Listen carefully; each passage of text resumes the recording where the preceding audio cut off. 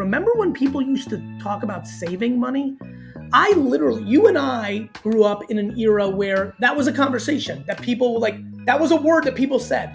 There's not a motherfucker under 25 years old that even wraps their head around the idea of I'm going to work and I'm not going to go into credit card debt. I'm going to live within my means and save 10 or 20% of my take home. We are now in a place of zero savings, full debt, and we don't own it. All to buy shit that doesn't mean shit. Vayner Nation, what is good? A pretty exciting podcast today.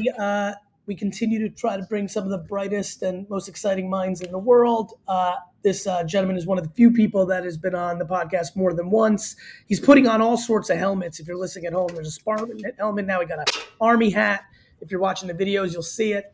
Daymond John, world-renowned entrepreneur, investor, but all-around good dude. And so it's really nice to have you on the show, brother. I hope you've been having a great summer. The last time I physically saw you, we were sitting apart from each other at a Knicks Heat playoff game, and I was texting you. I don't think so. I think I was at VCon after that. Was I? Oh, you're right. That was after, was it? You're right. Thank you, sir. You're right. Yes, I just want to bring up the Knicks Heat thing because I'm still a little salty because I felt like you were clapping for the Heat in Miami, and I was like, wait a minute. No. Tell me. Educate me. You know, I got some closure at VCon because I know at VCon you sit up there and you say, yo, cats don't get to me. You got to understand in high school, I've been a Jets fan. You said something so nothing can get to me. So, we'll get back to this helmet later. But, I realized that the Knicks have lost for 40 years. I'm aware. Now, Gary, I want to make sure that you understand. I know that you somewhat think you understand business and pretty good at it, but they have a job. Their job is to win. For 40 years, they have lost. Yes. I'm not sure if any of our employees, if you would said, hey, man. By the way, it's 50, by the way. 1973. It's actually 50 now. 50. Okay. So, Gary, the chef, or the person who does the catering, if after 2 weeks you're starving and you're like, I didn't eat, I think you would fire the person. Well, good news. The Knicks have gone through a lot of players in the last 50 years, David. Anyway, look, I know we don't have a lot of time, and I'm excited to have you on. I just want to go right into this. I think one of the reasons I was excited to have you on is I've been thinking about just having people that I think are doing things I admire, I think can bring value to the audience at a podcast. And literally the only question, and then I just want to spring off of it, is what are you up to? What's on your mind? What are you most passionate about? What's interesting? What are some of your observations? What are some of your conclusions? What's brewing? Or what do you have closure on that's a full belief? Those are the things running through my mind. Yeah, things running through my mind. That is a big question, but I think all of us really go through that every single day, unless we're blindsided by the fact that we're having a temporary form of success in one way or another, and we're thinking that for some reason it's not going to go away. But usually, normally, we have a healthy paranoia. So if I have to think about the entire scope of everything I'm doing right now, is number one, of course, I have a dedication to entrepreneurs from Shark Tank because it's not a game, right? Their livelihoods are there, and even if I quit today, I still have 5 to 10 years of being somebody of value to the ones I invested in. I'm thinking about what do I do as this world has changed. I have remote employees. I have other employees that work next to me every single day. Knowing taking my inventory, I don't want to be a Gary where I have 1,000, 2,000 people. It's a lot of responsibility. When I topped out, it was 500, 400 employees. So what do I do where I get to really be the point where I have a small amount of people that I know all their names, right? I know everything they want to do in life. Because when I had 500 employees, every time there was, we had to stop doing birthday cakes because birthday cakes were coming in every day, and I was like, well, who's Tanya? Yeah, exactly. Right. So how do I keep it small, but yet how do I make a major impact globally using all these new devices and AI and all the things that are changing? And then, of course, sometimes you can drown an opportunity. People like us, I'm offered $1 billion funds every single day. Hey, Daymond, let's do a fund, a luxury Right. fund, and this and that. And it sounds good, but at 55 years old, it's not that easy. You know, when you are raising capital from people, and if I go around to whatever 20, 30 people and raise these funds, well, the teachers union or pension, they're not giving you $50 million without you showing up in Geneva or some other place every other day. Now you times that by 20 That's people, and then you have somewhat $1 billion fund. You have a lot of people reporting to you. You have to report to a lot of people. And then my quality of life goes away because I'm giving it all away and not to my children. So I don't need 20 houses. So what the hell do I need $1 billion for? So I have to think about purpose Yes. at the end of the day. And how does that equate to my health, my family, my Your joy friends, and my time? and your Yeah, joy. Your joy. yeah, and my joy. Yeah, I right. hear So it. I hear it right through your mouth. Like it's a very. I love the last minute or two because what I'm hearing, and it's so right, which is it's a three-dimensional game of entrepreneurship in life, right? Of course, especially for you and I, and for many people listening, um, when you the money part, especially when you don't have any of it early on, it's just so black and white. It's like that's a thing. yeah, yeah, I need to feed my family. It's pretty Exactly. simple. You don't have anything. Yes. But then as you like go through the processes that we've gone through, whether our own accumulation of more paper or more interestingly for me, and I have a feeling you're going to jump in on this, you start looking at the people that are a generation or two ahead of you. Now that we're 47 and 55, we have a lot of contemporaries ourselves who are Yep. in places of achieving certain things. And you just kind of get to this place where you're like, man, I know unlimited Yeah. sad, anxious, depressed, miserable, wealthy people. And like, Yeah. what the fuck is that about? There's nothing interesting about that. And then you get into a place of like, oh, if I'm going to play this, I hope you're thinking the same way I am. My great hope for you is with modern medicine and the way we all roll now, 110 is not impossible for us. And so if you've got 55 more, God willing, you'd like to kind of fucking enjoy it to the best of your ability. And that definitely isn't going to be money at all costs. It comes in impact, purpose, joy. It matters.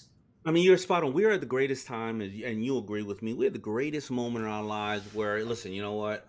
Put it like this: if you're that everyday person right now who is growing, I'll give you an example. Because we are so tempted, and it is our ego too that is a little bit of a I can do this. But you go to a place, and I invested in a restaurant. I remember about 10 years ago because I loved the chicken wings. They were amazing. I said, you know what? Great. I go there. I have a good time. The feel of everything, chicken wings. I'm going to make, you know what? I'm going to then start doing these chicken wings frozen. I'm going to make them all over the place, whatever. When I started having to deal with the labor and the inventory and all that, I never went back to that goddamn place again because I just wanted to enjoy the damn chicken wings, Yeah. and I should have just left it at that. Yeah. Right. But today, like you're saying, listen, Kim Kardashian has gotten a lot of different hate mail because she went to a place called Pronuvo that I went to about a month ago. I went and get this full body scan, no radiation. They find an aneurysm or a Baker's cyst in my leg, in the back of my leg. Now, my friend who who unfortunately passed away, J.R. Rittinger, who first vacation he took in 30 years on his $85 million yacht. He had a pain in his leg. He went downstairs, and unfortunately, he's no longer here because of an aneurysm. So immediately, I was petrified. But because I got that 25 or $3,000, and I understand, I don't want to be toned that. I got that Prenuvo thing. I was able to check it and realized it was just a Baker's cyst, but I have a freedom of thought to know that I'm okay. That's what technology is today. But why am I saying that? Because technology is to the point where I'm having things on an e-boom machine and I'm draining my blood to see, and what I'm doing is ozone in my blood to see how much inflammation in my body. Technology is at a great point where we can live forever. Now I'm gonna touch on that Kim Kardashian thing for a second.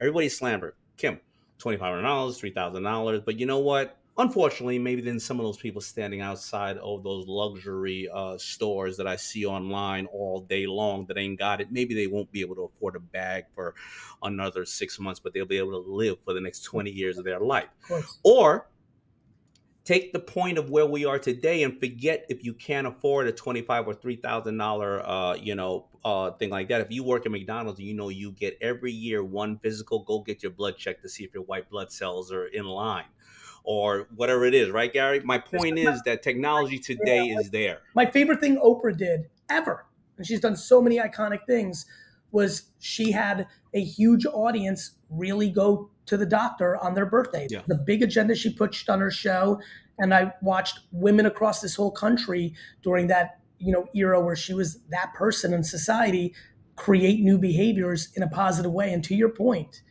in a world we live in now, this is my number one point of social media to a lot of friends. I tell my friends, you posting a picture of you on a private plane, break down for me how that's valuable for the person that's receiving on the other end. And and you know what they'll do, Damon? Like they'll try to be like, well, it's aspirational, Gary. It'll motivate them. It ain't aspirational. Like, fuck you. I'm like, I don't want to see that shit. Yeah, I'm like, that's going to make people upset. On the flip side, you coming on this podcast right now and saying, hey, I'm empathetic. I've been on both sides of the financial equation. But even if you're making minimum wage, you do have, most of us, God bless, no matter what the financial situation, your ability to check your white blood cells on a blood test around the world is high. Of course, there's third world countries. Of course, there's North Korea. I get it. There's edge cases, but starting to have these conversations where there's value, like I'm with you 100%. Gary, we're not crucifying anybody who's talking about how many planes and trains they're on and or drinking, X amount of champagne and cars. We're crucifying her. But you know what? The point of the matter is, Gary, you and I, we both come from immigrant parents. We come from a day and age where we didn't have social media to say, what is the right thing to do? You know what? Maybe I can't afford that, but I know how to put a bunch of ice in a damn tub and then and reduce my inflammation. You and I come from parents and people who didn't have this information, who they said, listen, we never go to the doctor because we can't afford the doctor, or they're wrong, or whatever. The same way that I get motivated from following whether GaryVee or somebody or somebody about medicine and everything else, well, then you know what? If you're going to have all these feeds on places to go and things to buy and music, no problem. Put some feeds on there of AI, financial intelligence, how to help your health. And you know what? Slowly in the morning, when you look through these feeds, maybe you start in a year to realize maybe I should do something else. DJ, I'm so proud of you, brother. I'm loving everything coming. This is going so well. I literally just was in Australia, and we both speak a lot. We've been able to cross paths. I still always finally smile when I love the gangsterness of how long that goddamn trip took, because everybody, like you said, they see the stages and they don't realize your ass was up for I don't know how long. It's no joke. But go ahead, let's go. That's what I want people to see, but let's go. You and I've always liked your speaking style as well, because I think you don't have the same deck. And so in this talk, I did 3 cities real quick, and I did in the first place. So I brought it back in both spots. Improv kind of, I was like, hey, by the way, talking about these feeds, when I open my Instagram, when I open my TikTok, I'm seeing people save a kitten off a tree. I'm seeing a 3-year-old hug another 2-year-old. I'm seeing Jets videos. I'm seeing sports. Like you find what you're looking for. The fact that you just went there as well, which is like, you could say that that we're getting all this bad stuff. Why don't you engage and spend time on good stuff? You are more than welcome, like Daymond just said, to go to Instagram and TikTok right now, which are the predominant feeds for a lot of people. Go to the search, type in financial literacy, enter. Things will show up. You can then follow 9 of them. You don't buy anything just yet. Don't buy anything. Don't buy a course. Don't buy anything. Get educated. Back out. Type in eat cleaner and healthier. Enter. Follow 912 people. Enter back out. How to fix back pain. Enter. Find a bunch of content. Follow that tomorrow. And I have a funny feeling both of us are going to get some tweets on this. Everyone listening can change their feed tomorrow by searching 20 positive or informational or thoughtful things, following 20 to 50 accounts through your little discovery of that, and watch what changes. You become what you think about most of the time, Oprah said, and we can do these in simple forms. You know what I've learned? Listen, they say that, I don't know, whatever it is, all the PhDs will correct me. there's 100 and whatever, right? 105,000 words in the English language. We use about 6 or 7,000 of those words. And if you want to make immediate changes too, my little girl is 7 years old. She's taught a new word every single week. And the words that we use are the people we are. If we use words in our 5,000 to 7,000 words, if we use words like drama, hate, broke, fight, ignorant, you know what I mean, then we're going to start moving there. So the words that I teach my daughter every week is something like uh, interest. If you know about interest, you'll earn it. If you don't know about it, you'll pay it. Or love, or compassion, or empathy, or save, these type of words. It's the same as the feeds we're watching, right? It's all of these things that we use that slowly can change us. We always think too literal. We got to go to school and learn financial intelligence right now. We got to do this. It's the small habits that get us, because when you stick to those small habits, we stick to bad habits, no problem, or how I say the devil sneaks in your life. I'll give you an example. I think about it. I told somebody the other day, they said, well, I can't get nowhere in life. I said, well, when you go on vacation, when you say, I'm going to get that pina colada with a double 151 shot as soon as I land, I promise you, as soon as you land, you got that goddamn pina colada with a double thing, and then you go into more. You came out with the 151, my God. I worked at Red Lobster. You had to have 151 in there, double shot of that. Oh my baby. God! When I was a kid in the liquor store, the people that bought the 151, I was like, oof, they're playing it different. Let me tell you who's really gangster. Mark Cuban used to drink Mad Dog 2020, so that shows you he was on some other shit, right? I mean, I thought it was only Grady on Sanford and Son who drank that and Ripple, right, or Wild Irish Ghost. But the bottom line is, you're not going to let yourself down when you say I'm going to do that. But you know what? When you say I'm going to go home and read a chapter every night, you get to other things. It's the ones who break those habits and are just as disciplined about the positive things, whether it's scrolling through those things or getting there one by one. Let's go, in the back half of this podcast, let's go micro. We went very macro about perspective, mindset. I think everything we've just touched on is going to bring a ton of value, especially because we went a little deeper on like change your algorithms. Talk to me about in the micro, any sectors, any startups, anything that has got you going, anything, what's going on with, actually, how about 5 minutes about what's going on with you? Like, what's going on with you with content or podcasts or it's a good question. So I think that obviously the biggest to utilize what I have at my disposal. I've come from a business where I had to make a shirt, warehouse it, I love content, but I love content and education. My three-peat, if I'm going to call it, or the rest of my life is going to be spent on drilling down on education and giving access. Now, there's couple of forms of access to give, right? There's what we do every day. You and I have written many books on this. I'm on Shark Tank. I do that. But I've become a little more of a GaryVee, Kevin O'Leary kind of guy, where I'm like, all right, I wrote 5 books on it. If you guys don't get it, then that's your goddamn problem. But the people that I want to get it is the kids. So my thing is that hopefully I've made an impact with FUBU. Hopefully I've made an impact with Shark Tank. But my really goal now is financial intelligence and education for children 6 to 10 years old, to start them off thinking this and break the school system that does not teach them this. Because what happens if you don't teach them this, and then it's at 18 years old, they can go get $500,000 worth of student debt for a career they're not even sure they want to have. Then you set our country up for failure, because then they don't have enough money. And when you don't have enough money, like we talked about earlier, the cheapest things to consume for food are made out of salt, sugar, and butter. And then also we have a bigger issue. So that's my three-peat. I want people to say Daymond changed the system, and he got a whole bunch of other amazing people to either compete with him or see the value. And that's why I had that book, Little Daymond Learns to Earn, that did really well, hit Amazon #1 for 24 hours. So that's where I'm going. Good for you. I love it. It's funny. I love that. And what's crazy is I said something ironically on this point this last week. I also improv'd into the stand-up keynote style that I talk. I'm like, remember when people used to talk about saving money? You and I grew up in an era where that was a conversation that people that was a word that people said. There's not a motherfucker under 25 years old that even wraps their head around the idea of like, I'm going to work And I'm not going to go into credit card debt.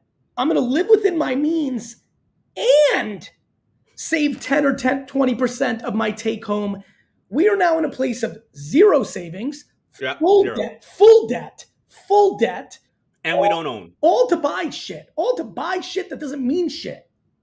And we don't own, because now we rent an Airbnb or we take in, we don't own any equity, and that's critical. But listen, even as I talk about investing like this, listen, you are obviously somebody who broke into the market and really have educated us on NFTs. I just did a post. I said, when it's not sexy anymore and you really love it, that's when it's time to invest. Because if you know that E, and you need Bitcoin, but you need E to power all these NFTs, and nobody's talking about it no more. Fucking Bitcoin just went up from I don't know, $15 or $18 to whatever. It doubled in 6 months, right? So you already know that this stuff is not going away. But if you get financial intelligence from us, you could have. Think about, when would your money have doubled in 6 months ever? Yeah. But if you're not thinking like what you're talking about, ownership, saving, investing in early, like Barbara says, buy houses now. Why? Interest rates are too much. You know why? Because nobody else is buying, and the interest rate's going to reset in another 6 months or a year. This is the time to buy. Own. I love, and listen, I think the 6 to 10 thing is massive, and I think you're so on it, because I think look, VeeFriends, all this crazy shit, right? The NFT part, obviously, that's a very volatile asset, similar to internet stocks in the 90s. We talked about that ad nausea. Yep. On the flip side, the mission, like what I'm doing with the cards and the comic books and the toys and the animations, teaching kids at 6 to 10, which is my target's 5 to 10 in a lot of ways with what I'm doing now. Later, it will be more like... Yeah, same thing, 5 to 10, same thing, yeah. Later, I'm going to convert them into the stuff like Marvel movies, 18 to 25, all that. But teaching accountability, when people ask me, what's your favorite VeeFriend? It's like children. I love them all. I created them. But when I tell you accountable ant, if I can get accountable ant to be cool as fuck and a real thing to 5 to 10-year-olds, and humans at 18 to 30 think it's a good thing to be accountable, it will literally reverse. Forget about COVID. The great pandemic of the last decade is a complete lack of accountability. Literally everyone on earth is walking around pointing fingers. It's the government's fault. It's that person's fault. It's technology's fault. It's everyone's fault but themselves. Right, exactly. It's crazy. That accountability, it is critical. I mean, those are the type of books that I'm trying to put out, right? Little Daymond learns to barter. Little Daymond learns responsibility. Okay. Little Daymond learned all those type of things. And it's also, we have a job, and that's the problem, right? As we know, our children are growing up and they all want to be singers and dancers and TikTok people, and China is changing the whole game and they're showing them. But we want our children to understand these processes early. Like I say, you don't teach. I mean, maybe this is exactly what they probably did to all the players on the Jets and the Knicks.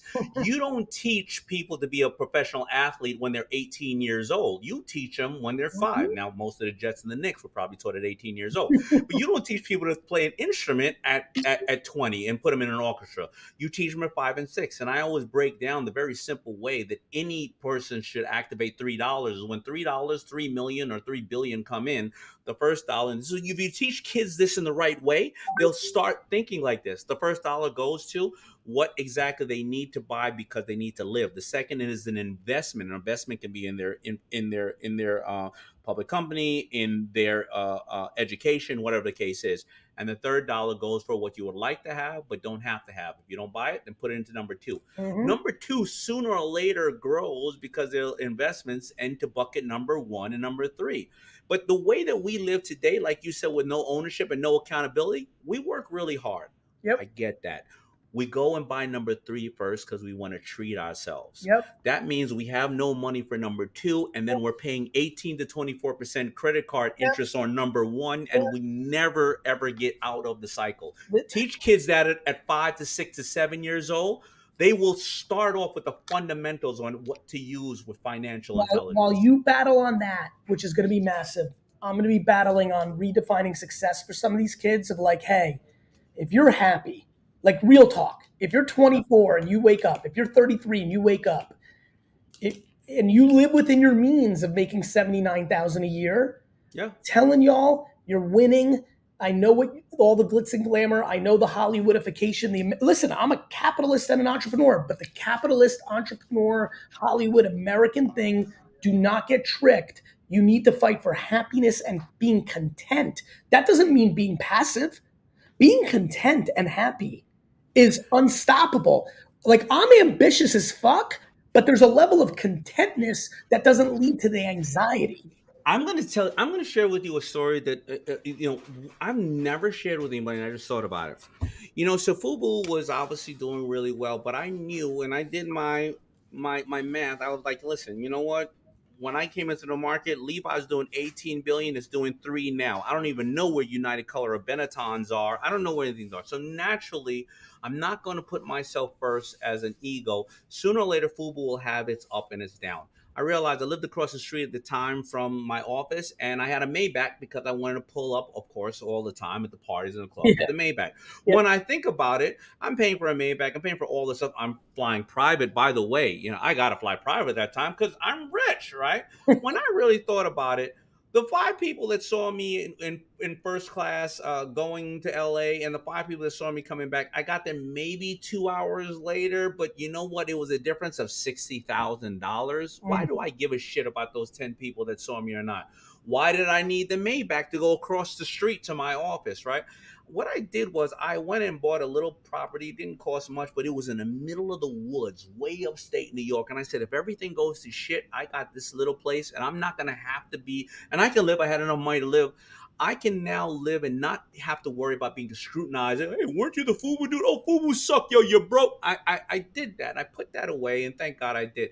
But today, now, you can live anywhere you want in the world, and you don't have to walk down the block. You can have a shit ass little farm that you're super happy with. You can live in a little ass apartment no matter what, and you can really be financially secure with what you're going to do and put that money into what you really need and not have to. Who gives a shit about what other people are going to think about you? Because you know who's important?